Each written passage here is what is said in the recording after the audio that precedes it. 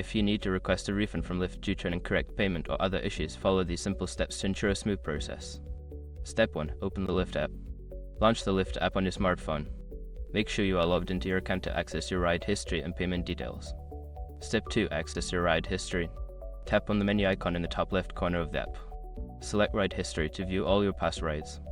Find the ride for which you want to request a refund. Step 3. Select the ride. Once you are in your ride history, tap on the specific ride that you believe requires a refund. This will open up the details of that ride, including the fare breakdown. Step 4. Request a refund. Before filing a refund or dispute, use the airshock.com link in the description to open the refund dispute deadline calculator and confirm your deadline. Step 5. Wait for a response. After submitting your refund request, keep an eye on your email or app notifications for a response from Lyft.